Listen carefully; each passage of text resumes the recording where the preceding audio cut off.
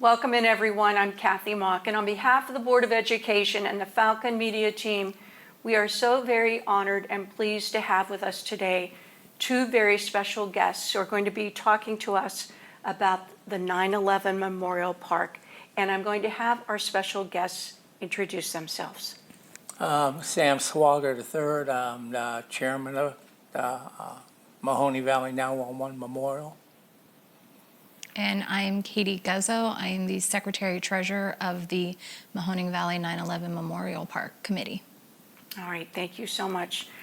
I really think that it's most important for us to do a look back as to why we are doing what we are doing on this special day, September 11th. And this happened 24 years ago. So here's a little bit backstory that is most important. 9/11 refers to September 11th, 2001, when a terrorist attack orchestrated by Al-Qaeda in which 19 terrorists hijacked 4 commercial airplanes and crashed them into the World Trade Center towers in New York City, the Pentagon, and also in a field in Pennsylvania, killing a total of 2,977 people. 343 of them were firefighters. The attacks led to significant changes in our travel, the creation of the Department of Homeland Security, and the beginning of the War on Terror.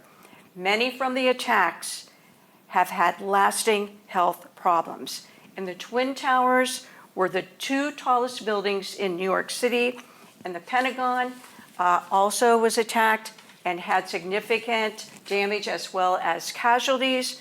And then the flight that crashed in Shanksville, Pennsylvania, that was diverted because what they were targeting were the Capitol and the White House. So we want to get right to our conversation about this noble project that both of you are spearheading. So Sam, I'm coming to you first. How long have you been part of the 9/11 Memorial Park Committee? I know it's been quite a long time. Probably a year after it, Mr. Pat Conley, he was a committeeman out at Lordstown at General Motors plant. Yeah, and he started talking about doing something to remember that dreadful day, and he went around the valley looking for some place to do it first, and then he kind of drafted a couple of his friends within the plant, myself, Mr. Cabellas, and there was a number of other individuals. Also later on, the late Lisa Oles got on board, one of our trustees and friends. But the main thing, Pat, he just had it in his heart. I don't know if because he was an orphan. He was brought up in an orphanage in Pittsburgh. I never knew it, and he was an Army veteran. But it kind of hit him pretty hard, and so he just started it with different little things. The first thing he got was just a little piece of steel, probably is maybe a little bigger than a piece of paper. And we took that around. We had that going. And one of the first fundraiser we had was a Harley-Davidson motorcycle. And we had a gentleman in the area, I can't remember, and I'm really sorry that I can't, painted it all about 911. Okay. And we raffled that off, and a young lady here she worked out the plant, and she was a Navy nurse, and her son won it. Karen Luger, her son won it. And but Pat was very, very influenced by everything. He owned the garden center up there where the big giant rocking chair was. And he wanted to get something from each place. And he did it. We drove to New York City to get the two I-beams out of there. Him and I think, forget who, drove to DC to get the 4 stones. And then he went to Shanksville and got a 5-gallon bucket of dirt. I know. So that's how it originated, probably about 2001, and then a little later, took a while. Finally, the township donated, gave it authorization to use the area we have now. So that was perfect. I was just going to ask you, what was it that inspired Pat to do what he did? And you just said his heart. He had such a big heart. He wanted to give back to his community, and my goodness, he did that in a big way. And he was hardcore about it. I mean, he told people, he told the committee at one time, we're done. If you don't want to come and help, you only want to come on that day, there's no more committee. And Kind of tough love. Yeah, and he told them all, said, you're gone. And then it was just me, and Pat, and I think Carmela, Okay. who did the job Katie's doing right now. And We're going to ask Katie some questions about that. And which is 99.9% of the committee is what she does. She did, and what Katie's doing now. And so after Pat passed away, I had asked Jim Davis to be on board with me. Because Pat, when he passed away, he had turned it over to me, told me make sure we try to stay in the guidelines that he wanted. And I guess we have. And then I went up to our fire chief and talking to him, and Andy Frost Jr., he kind of drafted Katie here and said. Well, let's see what Katie has to say about that. I'm going to ask Katie a question right now, Sam. So that's where it all started. Quite the story. And I love the backstory about Pat Conley. I'm sure nobody knows this, but sometimes you find out unique things about he was an orphan. And look what he has done with his life, how something that maybe touched him, maybe not that great of experience, but look how he came out of it as a true person and impacted his community. So Katie. Yes. So has our community embraced the 9/11 Memorial Park? And if so, what can they do to help make it even better as far as like volunteering time or maybe donating funding? Yeah, What can they do? absolutely. So the township, the valley, the community, the school system, they've all embraced the 9/11 park, like wholeheartedly. We do have annual cleanups, and usually we get a great turnout. We have Boy Scouts come, Girl Scouts, just, volunteers that just come and help us. We do have about a couple $1,000s right now to help maintain the park, whether it's new hoses or mulch or anything that needs to be done at the park. But funding is always needed. We are a nonprofit, so funding is a big part of keeping the gem that we have here across from the middle school. It is a gem. So how do you get the word out as far as like asking different groups to come in? It's not just about Austintown, it's Mahoning Valley too. Correct. Yes, it's How do you get the word out? So we have a Facebook page. It's Mahoning Valley 9/11 Memorial Park. Okay. So we have a Facebook page. I have an email address. And so this year we did things a little differently when it came to the ceremony. I emailed all of the fire chiefs and the police chiefs to ask for their attendance and have on-duty detail there. Austin Town Fire Department is bringing the honor guard, so we will have the honor guard there as well. We did things a little differently, more in the digital age. Instead of sending a fax, we sent emails. But we really need to get the word out. Right. And I know what we will do is we will have your name, Katie, up in contact information, and Sam's as well. So if anybody needs to reach out and say, I want to get involved, or I want to give a financial donation, they can indeed do that. So let's talk about, I don't know who wants to field this question, but I know there's a different time now this year on Yes. Thursday, September 11th. Who wants to talk about that and why? Katie could. Okay. So this year, again, we wanted to do something a little different. It is the 24th, and over the past 5 years since I've been involved, I've heard several people saying that they would love to be able to come to show remembrance and memorialize those that were lost on that day. But unfortunately, with work, they can't come, with it being at 10 o'clock. And we feel like Mr. Johnson from the middle school, if he has a class at that time when we have it at 10 o'clock, he will bring the students over to attend the service. But, you know, we figured if we had it at 6 p.m., the students would be able to be more involved. We are in, you know, we need a younger generation to come and help us.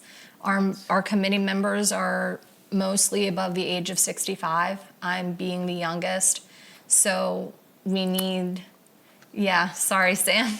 That is something that I was going to ask both of you.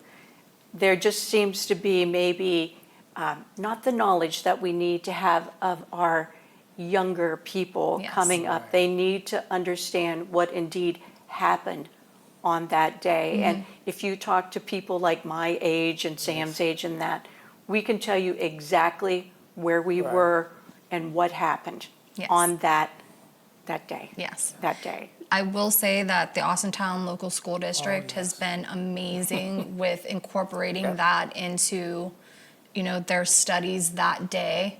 Like I said, Mr. Johnson at the middle school, I had him when I was in middle school. He brings the students over, gives them tours, and then if they're able to, they will come to the ceremony itself. But being that we are a committee so small, Right. and with the members not being as young and being able to do what I like to call the heavy lifting, Right. you know, pulling weeds, mulching, power washing, you know, things like that. We need a younger generation involved to keep this legacy going and to Right. keep memorializing those that were lost on that tragic day. 100%. I know my husband and I, we went to the park last night and just did a walk through. And I would encourage anybody and everybody to take some time and really see all the different remnants and artifacts that are there in the memorial park that really pay homage to the people who gave their life. And, you know, we really want to give credit for both of you giving of your time today and coming in and sharing the story. So is there anything in particular you want to talk about as far as the ceremony that evening at 6 p.m. that comes to mind? So our speaker this year will be Austintown Local School District Superintendent Tim Kelty. We are very thankful that he is going to help us out and be Yeah. the guest speaker. And like I said, the time did change, so it's going to be at 6 p.m. rather than 10 a.m. on the day of, which is Thursday, September 11th. Bring your chairs. We have risers and you know things like that, but bring your chairs, and we hope to see as many as we can see there that day. Yeah, I think that was a really great decision on both your parts to change the time because I do think people really want to come Right. and attend. Sam, did you want to add something about the ceremony as well? Well, the ceremony, really, the only thing that changes every year is the keynote speaker and the opening and closing prayer. We try to get all denominations from different areas of the valley to come and do that part. So people don't think it's an Austintown thing, because it's not, it's the valley. But the only thing I want to do is give out a really good plug, and I don't know if I'm allowed, but Mr. Tom Ferguson with the Enviroscape, he comes out and donates his time, comes out and weed whacks, comes out on the edges. They donated all the mulch that they had for us. And then also Chris Martin Chris Martin, yes. and Greg, who's above Chris at Home Depot, which is very, very good to us. We got 2 pallets of mulch sitting there right now. They I dropped saw them off. last night. And Yes. that's all donated. Yes. And that's like 160, 180 bags. And Yeah, we'll be doing a mulch day Right. this Saturday Yes. Yeah. at 10 a.m.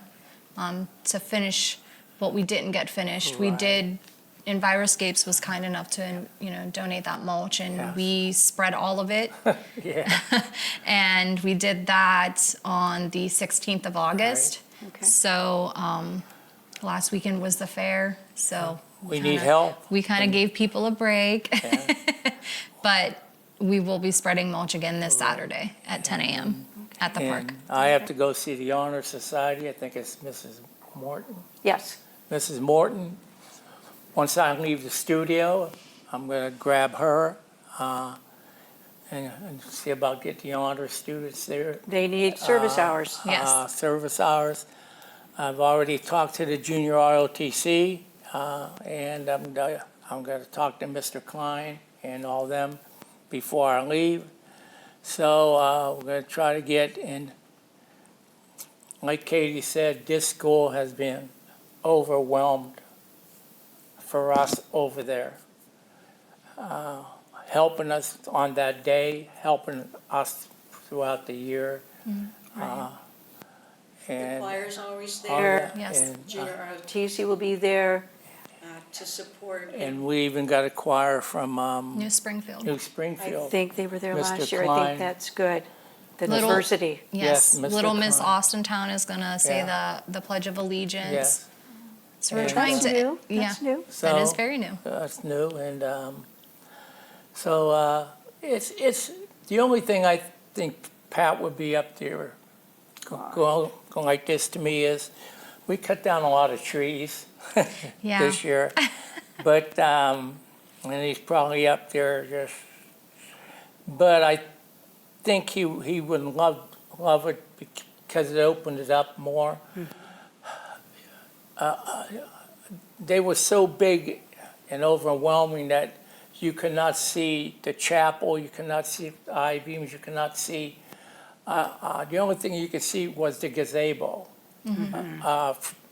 when you drove down the road. But it did open it up.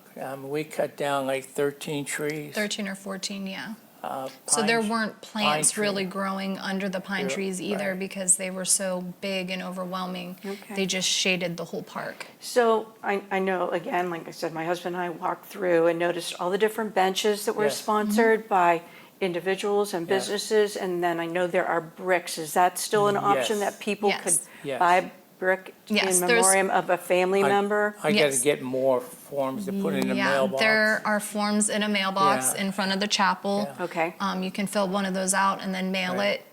I believe it comes to my address or Yeah, so we Okay. got to get Sam's more address. of them in there because it's empty right now. Okay. People have been kind. I mean, in the chapel, there's a place for donations. I just got the money out a couple weeks ago, and I got it in the bag because I had to wash it. I had to wash off all the dollar bills, and I hung them all over the house. So, because they were kind of, so I got to get a plastic bottle inside that pipe that's outside. Okay. Because they were really bad. But people have been really kind. And I think Pat would be proud of what we're doing to keep it nice. It's very, very hard. And if you want to do anything, just come up and do it. And just take a form out of the mailbox and get the phone number and call us up and just tell us what you did. Okay. You know, and it's, or we have a clipboard up there, you know, we could put it back in the chapel and they can sign it, but we do need a lot of help. So, And we are going to put that up Yeah. On this screen. We're going to put, Sam, your contact Yes. information and Katie's too, so we can get the word out. So let's, one thing, yes, go right ahead. our little John Deere riding tractor, It's seen my better old- days. It's my old tractor. It was kicked in by one of our volunteers, so the hood's busted. If anybody got a tractor they're not using, or any company wants to donate one, just a small riding track that we can use to go around the area, we'd really appreciate it. Okay. All right, so let's recap. So when is the next volunteer day? So the next volunteer day is this Saturday What time? at 10 a.m. Of course, at the 9/11 Memorial Yes, Park. yes. And then to recap, when are we having our remembrance? I'm sure everyone knows, but why don't you just say it one more time before It we is close out? Thursday, September 11th at 6 p.m. And that's most important, that it is 6 p.m.? Yes. And we want to see the community of Austintown show up, but we would like to have the Mahoning Valley show up as Absolutely, well. yes. To remember what happened on this day. And I think we all had said, it's like, we usually remember exactly where we were Yes. and what Right. happened on Yes. that day. Right. So this is Kathy Mock on behalf of the Board of Education and the Falcon Media team. Until the next time.